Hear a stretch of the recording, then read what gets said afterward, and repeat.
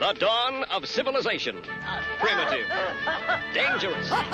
Exciting. The handwriting is on the wall. If the human race is ever going to amount to anything, it needs the most civilized caveman I have ever seen. Look who's come out of his cave. You're listening to the Knuckle Drags Extravaganza on Z Digital if you're joining us live, or if you're listening to this at a later date through the power of the internet, I suppose, and all the Cave Dweller music channels. My name is Matt, and we're joined this evening by a gentleman that we've interviewed last year, if not the year before. And he's come back with a brand new project. We're having a chat to Elijah from Lautrec this evening. First and foremost, mate, thanks for taking some time out to have a chat to us. Thanks for having me, man. It's good to speak dude, to you it's again. always an absolute pleasure. And I was thinking about this, and maybe I mentioned this last time we had a chat, but I have never felt, or I've never followed someone as closely musically as I have you. Like, I think I met you when you were playing in Mammoth, and then there's a couple of things with Chasm, and then Daedric came about, and then when this new Lautrec EP dropped, which is the reason why we got you on, all I could think was, oh, fuck yeah, Elijah just put out something cool again. Oh, awesome, man. It's so sick to hear, man. Like, it's cool. It's cool to know that, like, people have been following, like, all the projects over the years and stuff, man. It's sick. So let's talk about this brand new EP. It's a solo project for you. Is it the first solo project that you've done as well? Yeah. This is like definitely the first full solo thing, where it's just like, like everything is me. I think like a lot of other projects I was in, like Chasm and stuff, like I was sort of like the main songwriter, but I had a very talented drummer with me who was writing all the drum parts and all that stuff for it. So I wasn't fully in control with that. But this is definitely, like the first thing that it's just fully solo. So we're going to be having a chat about the brand new Lautrec EP in Search of the Waters of Oblivion. Now, being your first solo project, I do want to ask, what was the writing process like for you? Because like you said, you've been the primary songwriter for a lot of these projects that you've done previously. Did you feel a little bit more in control with you being a one-man project, or did you feel like you can kind of get lost in the weeds a little bit and overthink and overanalyze what you've already put together? Yeah, so I definitely felt in control and out of control, but I kind of like put a bit of I put like a time limit on it. When I wrote it, so I started writing it like end of August and sort of finished recording it like within like the first or second week of September. So it only took a couple of weeks to write and record the whole thing, but it's because I put the pressure on to avoid getting lost in all that creative bullshit that you can get lost in being on your own. And the time restrictions sort of came from the fact that like I sort of stopped playing in all the bands with other people that I was in. I got kicked out of like one or two, and I was pretty pissed off at the time, and I was kind of like, I need to bounce back musically, get another project out, and I've wanted to do a solo black metal thing for a very long time, like since Daedric sort of dropped off, and I was pretty pissed off, and I was kind of like, I want to be able to just get something out and sort of prove to myself and like other people who have doubted me that I can put out like a quality fucking product very quickly, very succinctly, and I don't fucking need anyone else to help me with it, basically. And that goes to sort of the general ethos of a lot of that black metal and early black metal one-man projects. You've not constrained by other people. It's basically you, yourself. You've got a vision of what you want, and you can nut it out and grind it out as best as you can. Yeah, exactly. And like that's not to say that I don't appreciate being in bands with other people. Like I love playing with other people, and I'll try and continue to do other projects with other people. But for this sort of thing, especially the black metal, like you're saying, it's like a very inherent thing in the genre.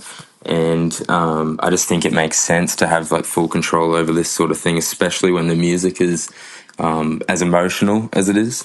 And we'll pull back the curtain quite a fair bit. You and I have talked multiple times that black metal is the genre that we probably both listen to more than any others. And it's you mentioned there, it's such emotional music. And when it is a particularly personal project like this one here is, having other people involved, even if it's not intentional on their part, it can muddy the waters of what you want it to be. Yeah, exactly. And like sometimes I think with the writing process as well, like there's some parts where you'll sit there for like a couple of hours and you'll be like trying to perfect a riff or a whole section, but then something will just like pour out very quickly, and within like 5 minutes you've got like a whole, you know, new set of riffs or two new sections that are fully recorded and written within 5-10 minutes. And it's because like you're on that emotional wavelength that's like only in tune with yourself, and you're sort of only feeling your own feelings, and there's no outside fucking bullshit. So you can ride that, and that's pretty special. The last time you and I had a chat about music, and you mentioned there at the start, was Daedric Armor. That one there, obviously very Skyrim influenced, and everything in regards to that. How did you go about approaching Lautrec? Because it seems it's a little bit more personal and it's a little less thematically influenced. Yeah. So all Lautrec is really meant to represent is like power and like struggle and being able to overcome that arduous struggle.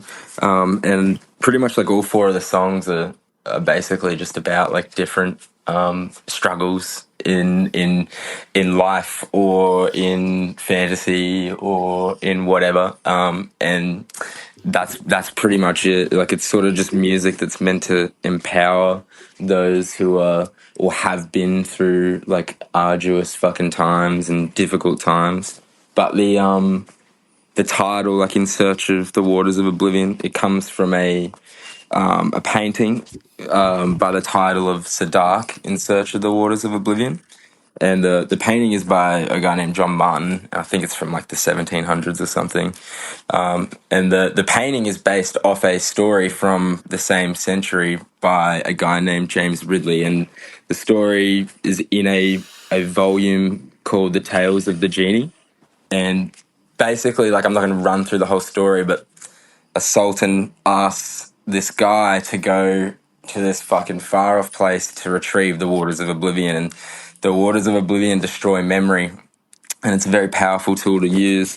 But Sadark doesn't realize that the Sultan is sort of maliciously intending to use the waters against him to seduce his wife, and he's using him as a pawn. And he goes through this fucking gnarly quest and this arduous quest, and you know, he comes across plague and genies and fucking subterranean whirlpools, and he eventually, you know, reaches the goal. And I don't want to ruin the climax of the story because it is worth reading, but he goes through this fucking arduous trial of like pain and suffering and just torment and all this bullshit, but he fucking overcomes it. And that painting sort of really shows that struggle. And I like the idea of like the human struggle, the man's struggle. And I think Lautrec will probably explore all sorts of struggles for the entirety of the project. I hadn't actually looked up the painting that it's based off, and god damn it, that's cool. It's insane. It's like so powerful. You can feel the like that painting is sort of meant to portray the climactic moment when he finally fucking like gets over that mountain and is at the peak and finds the waters. He does not look like he has been. And just looking at it here, and for anyone's listening, go have a look at this painting. It's so fucking cool. But yeah, it does not look like that this man is triumphant at all. He looks absolutely haggard.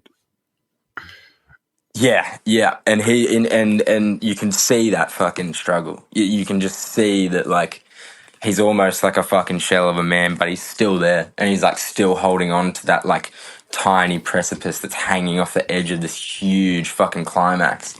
It's super powerful, and I remember seeing the painting like years ago, and I was in the UK recently, earlier this year, and was able to see it in person with a number of other John Martin artworks, and it just puts you in awe. Like it just you can feel the fucking struggle that character has been through just by being in the presence of it. You don't even have to pay attention So to it. that's that's where they've taken the name of this demo from. And that's something that I found quite interesting as well, is even though this is the first release from Lautrec, and even though it does say demo, you and I think it's fair to say, come from a hardcore punk background. And normally when you see demo come up, all you can think is really shitty recording, really shitty riffs, a basic idea of what's going on. This actually sounds like a legitimate release. Like, I think this is something that I mentioned to you when we were talking about Daedric. It doesn't feel like a local band's release. And I know you worked a little bit with Pip from Black Blood Audio, and we'll get onto that in a little bit. But where did the idea of releasing this as a demo come from? Because like I said, demos do have certain connotations to them. Yeah, no, for sure. I definitely see that, like 100%. You think demo and you just think like just fucking like feedback. A couple of dudes with a 4-track and that's it. And stuff. Yeah, which is sick and cool, but like, I don't know, the idea of a demo is not just for it to be like this thing that you rush that's like shitty quality.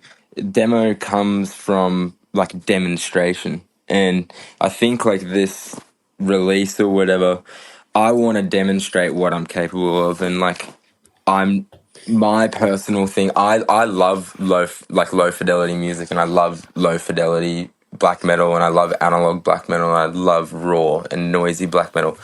For me personally, I can't like tap into that realm very well myself, and maybe that will come years later and I can explore that in another project. But I find the format and like the production style that I've sort of gone for with this demo is what I'm more attuned to and I feel more comfortable with, and I feel like it works better for the vocals and stuff.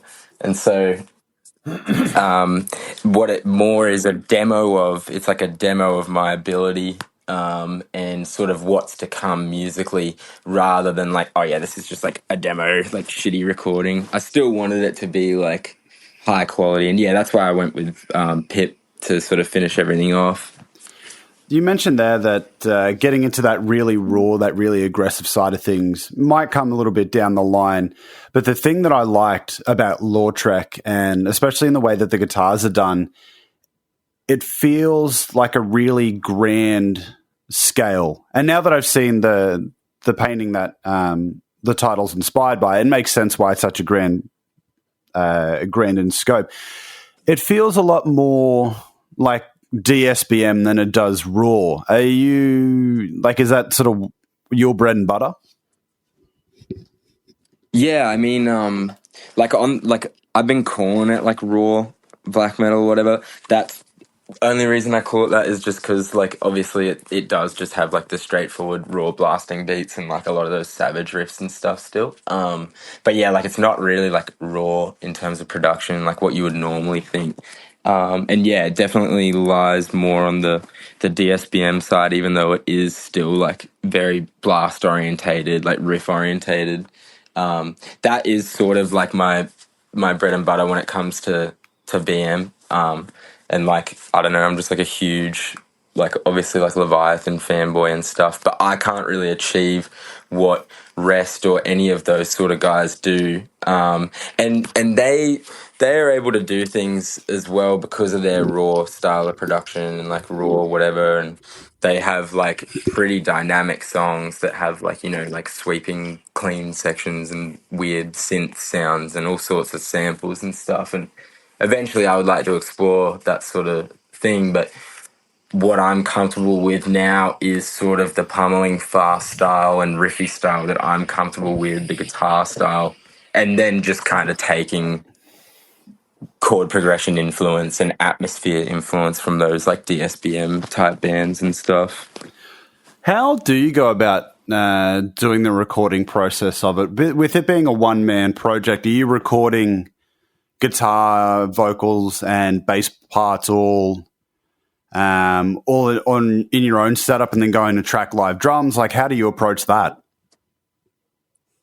Yeah, so all of it I recorded, except for obviously the drums are programmed, and the vocals I recorded with Brendan at Black Blood Audio, but everything's just like DI guitars through like just like VSTs and shit at home for the demos, and then I would take those. I took all the stems, like the guitars, the bass, all that bullshit, and just brought it into the studio, and we sort of reamped the guitars and.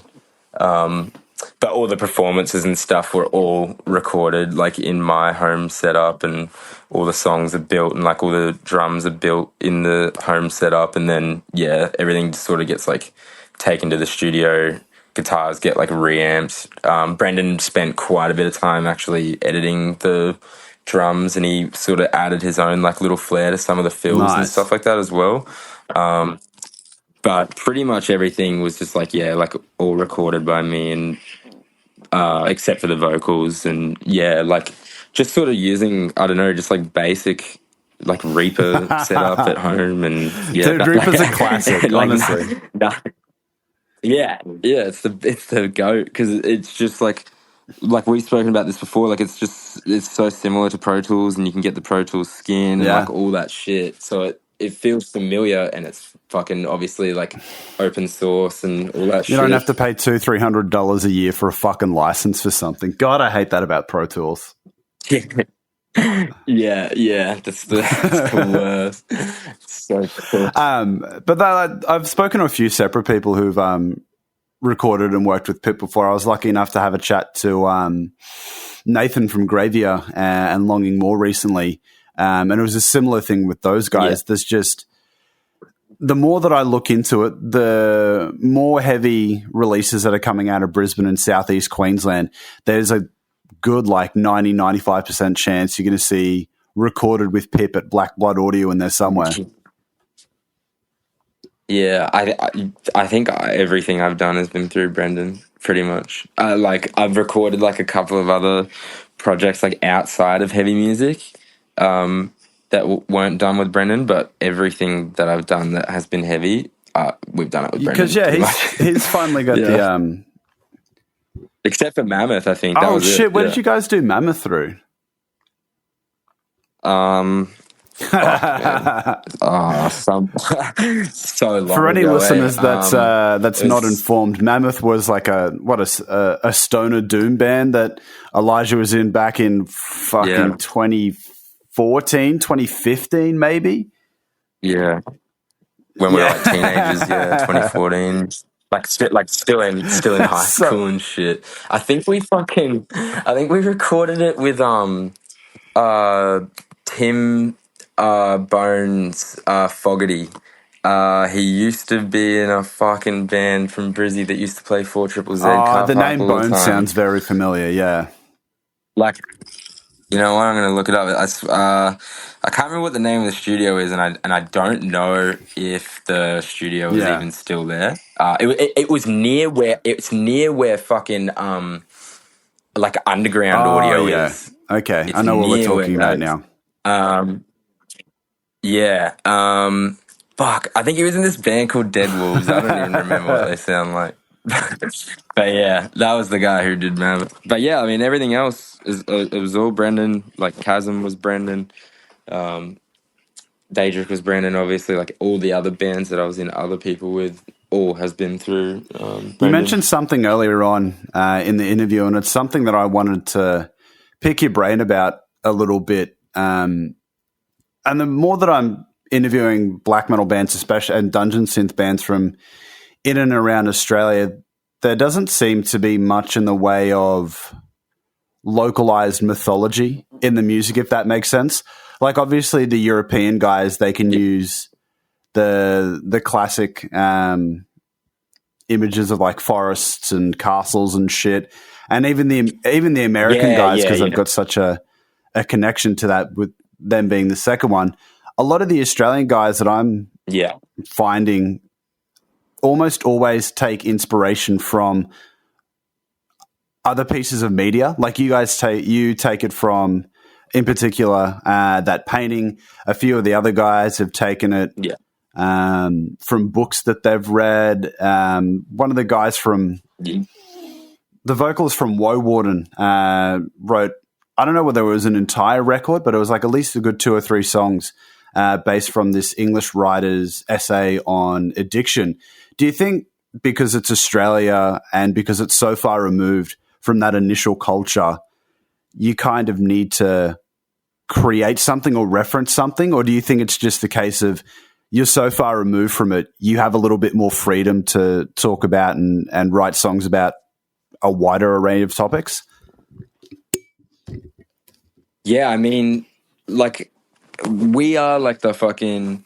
Obviously, we're on stolen land, we're on indigenous land, and this country has fucking law and history that goes back like tens of thousands of years. But you know, I'm not indigenous. I'm lucky to be born here and to share the land with everyone. But we live in like a multicultural place outside of that, and if you aren't part of Indigenous Australia or the culture or know about it, then I guess you are just kind of living in a Western like melting pot that is on like Indigenous land. And so we don't really have anything fucking interesting or like I don't think culturally in terms of like the Western culture that we have here, I don't think that we have anything to grasp onto or to use as like symbolic imagery or to like relate with as an Australian person or whatever. And so I think like you have to look for outside influences and, you know, obviously like the European fucking dudes, like obviously the castles and forests and all that fucking shit is like pretty standard and whatever. And some dudes in Australia will like grab that sort of thing as well. But there's like highly conceptual black metal bands from over the years, especially from the first, like second and like the third wave now, fourth wave, whatever wave we're fucking up to now.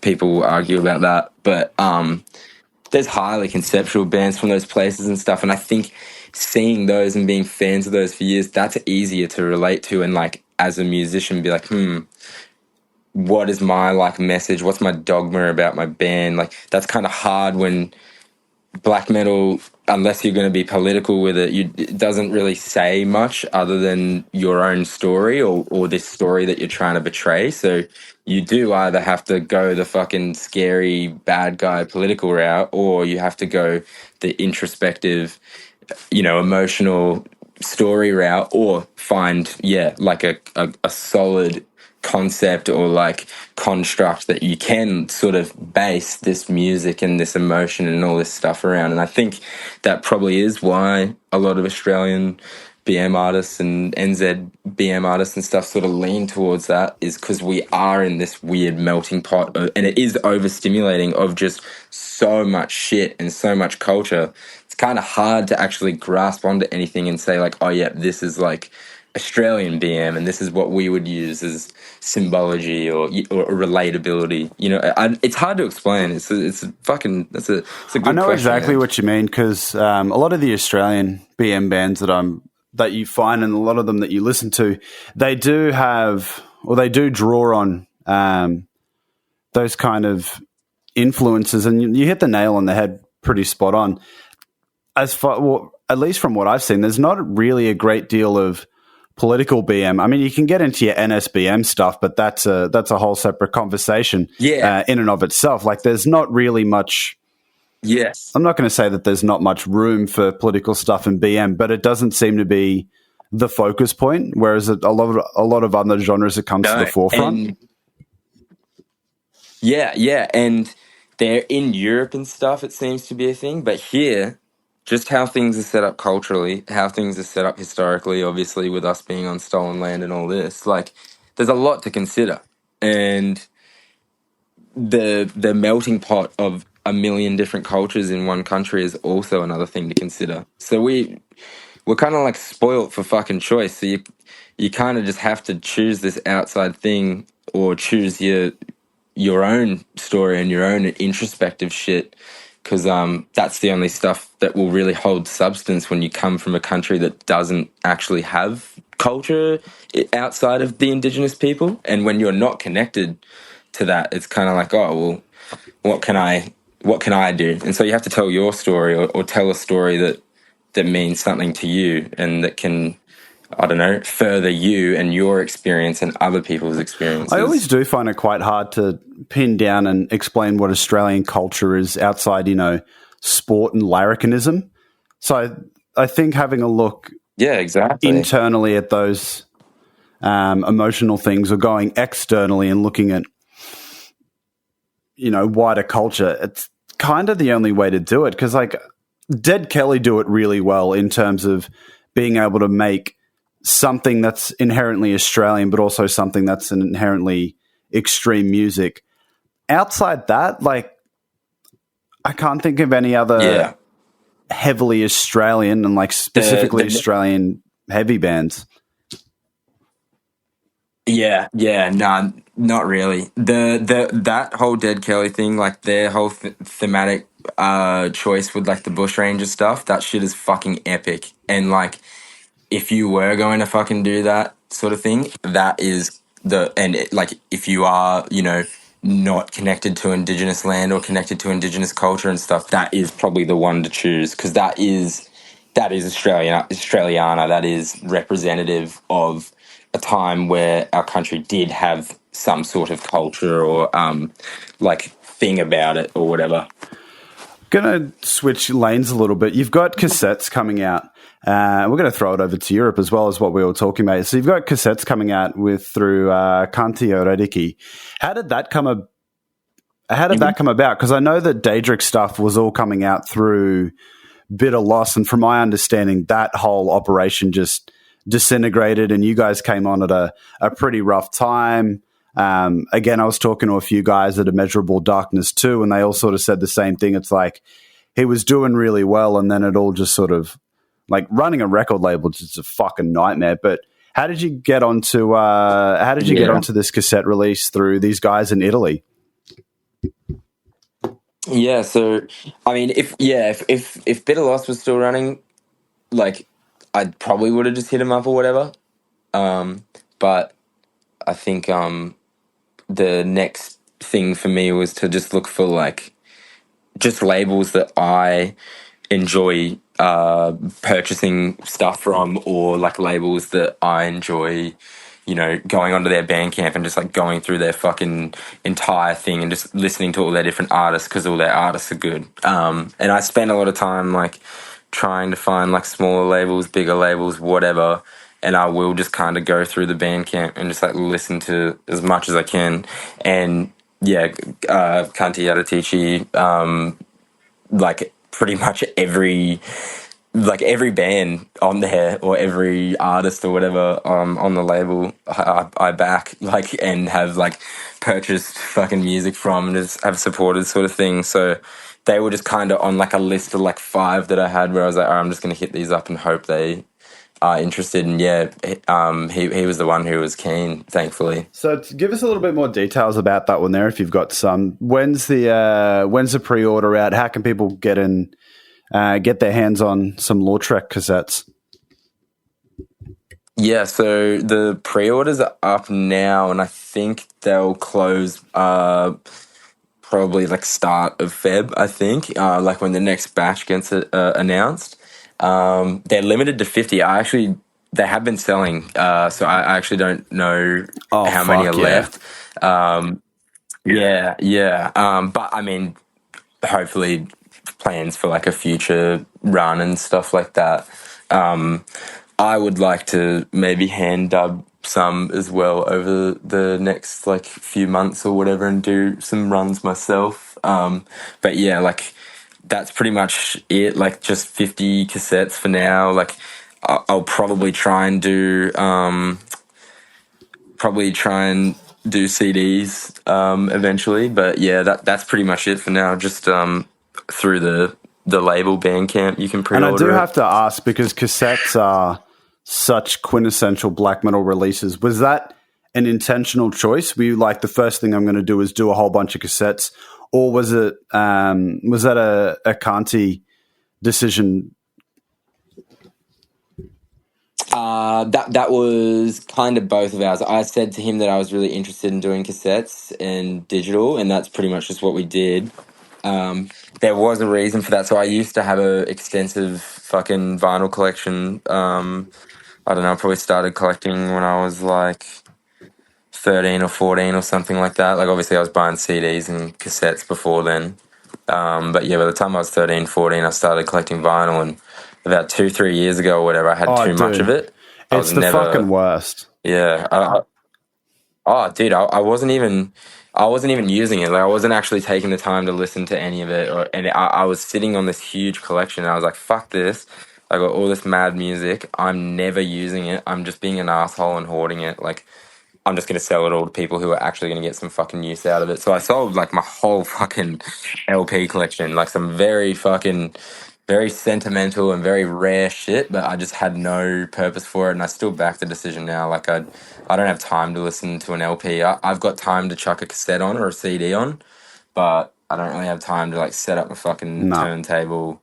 I don't have time to fucking get all my records out, fucking flip them and do all that bullshit. Like, it's great, and I used to enjoy that. But, I mean, and the thing is now, like, I buy cassettes way more than any media. Like, I like buying off Bandcamp, I like buying CDs, and I like buying cassettes because they're fucking small, they're fucking cheap, the packaging is sick. It's so much cooler than fucking records, I reckon. You can do more with them. I don't know. They're just, and yeah, like obviously the quintessential fucking black metal item is the fucking rare demo cassette. So The other gotta do thing it. that, man, honestly, you've almost talked me into selling all of my LP collection. Because the thing that killed me as well was like, I move around a whole bunch, and there is nothing worse than trying to cart around endless fucking records. Like, I've got more books than I know what to do with, but at least then I know that I'm going to give those books the time to go back and reread them and go through them. Yeah. But like with Exactly. vinyls, like I've been living in my place now for what, 2.5 years, and I still haven't set up a record player, but I've still got 2 or 3 shelves full of LPs and 7 inches sitting there that I'm probably never going to use. Yeah, dude, it's a tale old as time. I swear, like nowadays, so like I reckon maybe in the 2010s or whatever, people were heaps about it, and I reckon 80% of vinyl users you talk to, they'd be like, yeah, I listen to records still all the time. Now, like fucking 40% of the people who own records or whatever Yeah. listen to them. Like, fuck all people. And I think you hit the nail on the head. It's just like, especially with cassettes, they're smaller, they're cheaper. Like, you're not going to be listening to a fucking record in a car, are you? But like, chances are, a lot of the older cars, and you can even buy adapters so you can actually play them. They Yeah, got cassette exactly, decks. dude. Yeah, exactly. They all got tape decks. Yeah. Fucking, you can get tape deck adapters and shit, and they're sweet. Like, I don't know. I've got like a fucking fairly decent like tape deck that I can't even remember what brand it is or whatever, but some company made it recently, and it's like $200 like Australian or something, which is expensive, but it's fucking super high quality, and it has like all this Bluetooth functionality and all the outputs in the back I can run to my fucking gnarly stereo system that I used to have my turntable set up to. So now, listening to my favorite fucking black metal records, I don't have to fucking go and grab the fucking sleeve and pull the wax out and do all this bullshit. I can just grab my cassette, take it out, put it in the player, and fucking press play, and it goes. And that's it. Like, It's just so much easier. God damn it. yeah. 10 times. And like, I don't know, obviously nowadays it's shit, but like the other option is like, I don't know, when I'm in my car, I'm just gonna play music through my phone, auxiliary. If I don't have my CDs, like my CD player is fucked in my car at the moment because like I'm a tradie, so like my car gets fucked all the time. So like my CD player is fucked, bro. So like I have to use aux, I have to use fucking Bluetooth and shit. And of course I'm not gonna like be one of these cryptic cunts that just like refuses to listen to music in the car because it's not fucking analog or whatever. Like, fuck that shit. And I have met people like that before, and it's just That's fucking weird, man. ridiculous. What are they like? What are they just not listen to the radio in the car, or like what's going on? Yeah, I don't know. I've just met like there was this like one guy that like I met at a show. Actually, it was probably like one of the first ever like Chasm shows or whatever, and like talking about that sort of stuff, like the analog media. And I remember, I don't know if he was taking the piss. Maybe he was. I was pretty fucked up. But I just remember him saying some shit like, yeah, man, like, I would never fucking listen to music in the car on my phone, bro, unless it's a tape deck, dude. I'm not doing that shit. I won't even play a CD, man. Like, it has to have a God tape deck. damn it! It's like, all right. Look, he may have been Yeah. Like, he tape may have decks. been taking the piss, but like I've met some weirdos in my time, so that shit does not surprise me whatsoever. Yeah, exactly. And like the thing is that I have as well, obviously, I bet there's fucking people going to be listening to this like cringing at the past 10 minutes of shit I've said, but like obviously I fucking understand the LPs and records and the wax. They sound way better, obviously. Like it's the fucking, that is like the ultimate fucking optimal listening. It's fucking nice. But cassettes are fucking dirty, man, and it's fucking perfect. Exactly. For black And metal. like we said, we'll go back I don't to know. using the demo analogy. What are the two genres most often associated with cassettes? It's fucking hardcore punk and it's black metal. Are either of those things meant to sound perfect? No. God, no. The more shit they sound, the better, obviously. But like, it just, and it suits you. It really suits the aesthetic, you know? And like, I really like the way that you phrase it. You can do a lot more with the covers and you can do a lot more with the formatting. Like there's just that little bit extra that you get on the inner sleeves with cassettes. There's just that little bit extra you can do with it. Yeah, no, I'm looking at some of my cassettes as we speak right now, and like I'm looking at a few, and I know internally they actually have some of the craziest fucking packaging I've seen for like any sort of musical release. And like you can get all the fucking shit that you have on the LP and on the CD in that packaging, plus the cassette layout and all the fucking cool shit. Like, and the fact that it just fucking, you know, you can. There's some cassette releases that I have that are like fucking 10 panels or some shit, and it like folds out, and it's like, that's crazy compared to just like picking out a sleeve from a vinyl or picking out a booklet from a CD. We're going to keep things rolling because I did want to ask you about the logo that you got done for Lautrec. I think you were saying it was Rotting Rain that put that one together. Were you a fan of their work before they did this? Like, how did you tee that up? Yeah, I honestly just got lucky.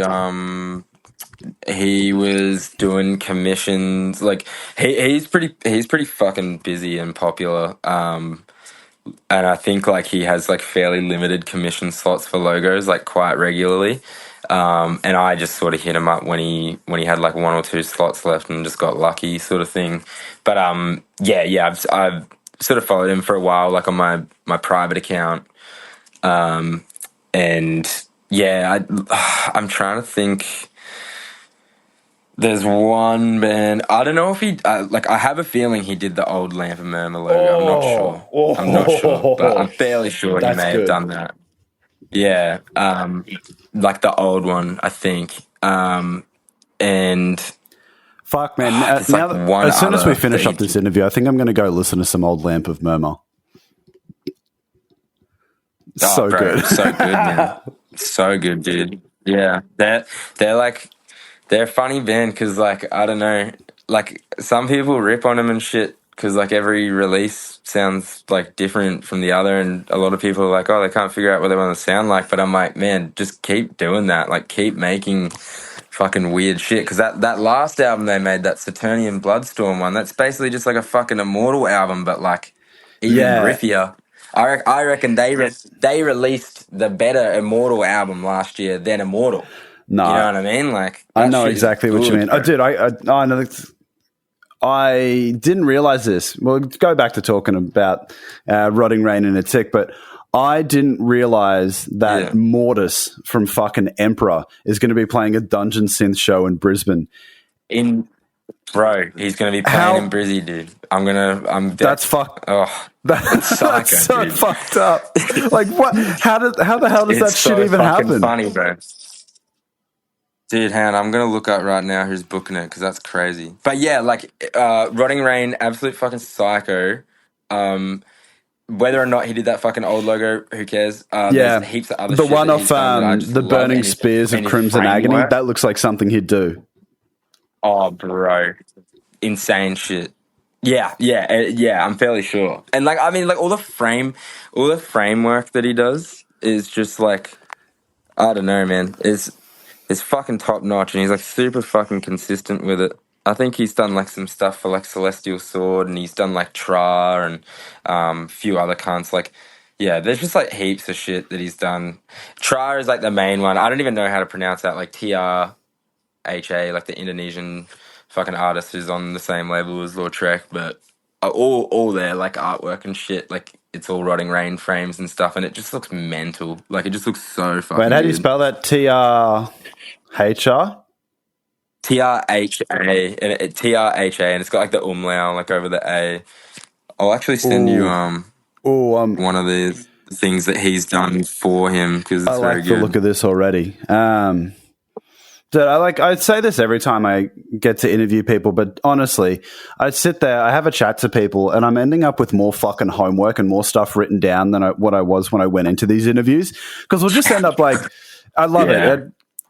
It might not be the most consistent or the most question focused interview, but I just love sitting here and talking. Like, I haven't thought about Lamp of Murmur probably for like 6 months, and as soon as you were like, yeah, this guy did the logo for that, I was like, fuck, I forgot how much I love that record. And that's what I'm going to do as soon as we jump off this call. Yeah, fucking earth. Yeah, I hope that that Rotting Rain actually did do it. I can't remember. I'm fairly sure it was him, but yeah, like he's done just like so much stuff for that Tra guy, and like all his paintings and stuff as well are really good. Like I've been talking to him recently and shit, and I'll probably I don't know, I'll probably get him to do some paintings for me in the future. Like I'm keen to work with him again. He's really good to work with. Man, that's a whole bunch of great stuff. Now, this being a one-man black metal project, is the likelihood of you playing shows not particularly high? Or like what's the approach you're going to take to doing the live shows? Yeah, so I don't know. For now, I'm like not even thinking about it. I would love to maybe, you know, in a year or two or something like that, behind closed doors, start jamming with some people. But the issue is like, and I've heard Rest talk about this before in that fucking one man metal fucking noisy thing from years back. He says the same shit. It's annoying having to fucking show people riffs that you don't have like tabbed out or like recorded with videos and shit. And this music is very riffy, and a lot of these sections that you hear, there's usually like two riffs happening at once, like two layers of guitars playing two different shit. So there's like an inundation of guitar work that I would have to like go through, be really tight with, like know like the back of my hand, just so I can be like, all right, this is how you play this, this, and that. And then, you know, I'd have to fucking get a drummer who can play those fucking like triplet blasts and like those gravity blasts, which I don't even know who can do that in Brizzy. Like I know of a few people, but very busy people. And so like, and then the other thing as well is like, I don't even know if I would, it's such a vocal heavy release, that first one, and the future releases I plan to keep pretty vocal heavy as well. I don't even know if I would survive playing a whole set of guitar. Yeah, I know what you mean. So I reckon I would have to choose one or the other, and it would have to be vocals. So it'd be like a weird thing that I would have to organize, but it is something that I have thought about. But yeah, if I did it, it would definitely be in the format of like I would only be doing vocals, and then I'd have a band sort of playing the music for me. So I was so impressed. Went to Immeasurable Darkness 2. God, when was that? The Australia Day public holiday. And the guy, the main dude from Pestilential Shadows, is out there, vocals for the full set, and also still managing to play guitar the entire time. I'm like sitting there going, and his like right hand the is entire going time, like it just doesn't fucking stop. I'm sitting there going, how the hell are you doing this, dude? Granted, they've been around for 20 years, so there's a fair bit of experience in it. But you know what I mean? Like, and I see what you mean. You would have to sort of make a decision. It's like, okay, do I want to stick with the vocals on this one here? Because like you said, it's a pretty vocal heavy release. Or do you want to pick one or the other, because like doing both at the same time, you'd be absolutely dead by the end of it. Yeah. See, the act of doing it, I could do it.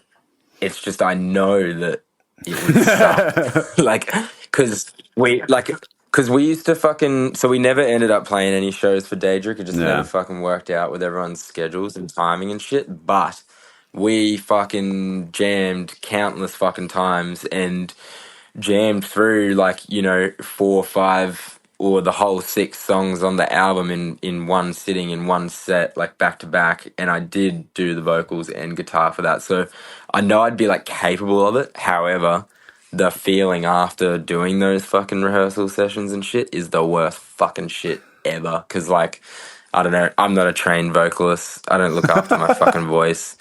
I The only way that I can sort of achieve that like Lautrec sound that like I sort of started honing with the Daedric recording, and now I've figured out to do that, it just takes so much from my fucking body, and I just couldn't do it again. I don't So think. if there's no live shows coming out in the year, we've obviously got the cassette, which is still up for pre-order at this stage. What's the plan for 2024 looking like for Lautrec? So literally just like an hour, or sorry, yesterday, probably an hour before this time right now. So like 24 hours ago, I finished the next release, like in Oh, terms shit. of writing. Yeah. And the demos are pretty much done without vocals. And so I'll probably like think about that stuff. I'll probably just like have a break for the next couple of weeks and just focus on work and shit, get back into being a normal human being. Stay out of writer mode or whatever. I go a bit schizo when I'm in writer mode. It's like all I think about, and have to sort of just do it and finish it and then take a step back for a few weeks to sort of recuperate. But once I've done that, I'll have to make a decision as to whether I'll record the vocal element myself and do that, or whether I go back with Brendan. But I don't know. I foresee myself going back with Brendan. I think this next release will be another demo, or demo quote unquote or whatever. And yeah, if that's the case, I probably want the production to sound similar. So yeah, Brendan's like Black Blood Audio is probably on the cards. Fuck again. yeah, man. Well, we'll keep an eye out for it. If there is another Lautrec release coming out a little bit later on the year, I'm really looking forward to it. But yeah, again, thank you so much for taking some time out and having a chat to us. I really appreciate it. Oh, no worries, man. It was awesome. If people did want to keep up to date with everything that's happening with Lautrec, where would they go about doing so? What are the socials? What's the Bandcamp? Give them the details. Yeah. So the Bandcamp is just lautrecbm.bandcamp, and then the Instagram is the same, just lautrecbm. And then I've just got all my links on the Instagram, so you can go straight to like the Bandcamp streaming, the pre-orders for cassettes and YouTube stream and all that stuff. And another thing as well, hopefully over the next few weeks, I'll try and get it out onto regular streaming platforms. There's been a few people that have been keen for that. I wasn't too keen on it, but I think it's better that way, just to have as many platforms Yeah, it gives available. you a bit more of a reach. Look out for that in a few weeks. Yeah, for sure. And I'd just rather it be easier for people to listen. I know Bandcamp's awesome, and I know all these other ways and stuff that is quite common in the black metal underground that I love and stuff. Like, I know these methods are great and stuff, but just sometimes, like, for someone like me, I just need to fucking jump on my Apple Music when I'm at work or some shit. It kills me to no end that, like, all of the really good black metal records, like the good underground shit, you need to go on YouTube to listen to it, and that kills me. Like, that kills me to no end. Like, because you'd be sitting there listening to it on your phone or something like that. You get a message, you're like, oh, okay, I'm going to go check the message. Album stops, and it's like, bro, come on. Yeah, unless you pay fucking $20 Australian every month for fucking YouTube Premium, which gives you that's so gammon. I'm not doing that. Yeah, it's bullshit. It's to give people like an idea of, like, I don't know, like $20 Australian. That's like fucking like $10 US or something. That's like £9 or something. Like, That's like fucking, that's stupid money just to fucking listen to music without interruptions. Dude, it's the most first world problems. But like I said, I really appreciate you having a chat to us, and we'll keep an eye out for all the new Lautrec stuff that's coming out on the way. Hell yeah, thanks, man. It was awesome to talk. All right, fuck yeah, dude.